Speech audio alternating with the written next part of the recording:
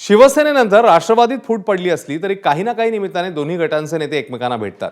शरद पवार हेच आपलं दैवत असल्याचं दोन्ही गटांकडून सांगितलं जातं, त्यामुळे राष्ट्रवादीतले दोन्ही गट पुन्हा एकत्र येणार अशी चर्चा रंगते। आता राज्याचे उपमुख्यमंत्री अजित पवारांनीही तसंच काहीसं वक्तव्य केलंय। शरद पवारांना कालही दैवत मानत होतो, आजही मानतो असं अजित पवार म्हणाले। त्याला वडेट्टीवार यांनी देखील उत्तर दिले।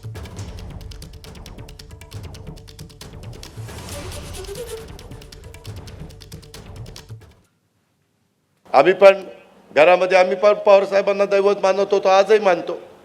परंतु कुठेतरी आज देशाला मोदी साहेबांच्या सारखा मजबूत नेता मिळालेला आहे आणि आज त्यांच्या पाठीशी उभं राहणं आणि देशाची प्रगती करून घेणं, जगामध्ये देशाचा मान सन्मान वाढवण्याच्या करता त्यांना पाठबळ देणं हे आपलं काम होतं, म्हणून आपण त्या ठिकाणी केलं।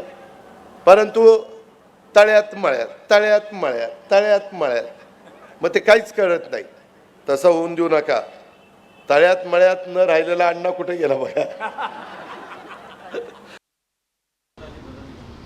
परिस्थितीनुसार सगळेच बदलत आहे, अनेकांना बदलावं लागतं।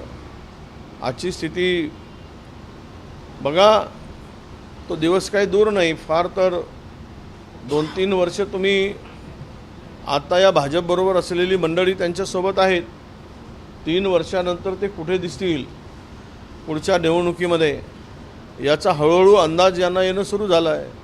त्यामुळे स्वतंत्र अस्तित्व निर्माण करून जगणं आता याची तयारी जर हे दोन्ही पक्षाला करावं लागेल, नाहीतर हे अस्तित्व शून्य अशी यांची स्थिती होईल। त्यामुळे अजितदादांना जर शरद पवार साहेबांच्यासाठी दैवत म्हणून जर उल्लेख होत असेल तर तो मला वाटते बीडच्या भाषणातही त्यांनी केलेला आहे। पुण्याई कोणाची तर आई वडिलांची आणि चुलतेची पुण्याई असं ते बोललेत, म्हणजे स्पष्ट आहे की त्यांच्या मागे काकांची पुण्याई आहे। एबीपी माझा, उघडा डोळे बघा नीट।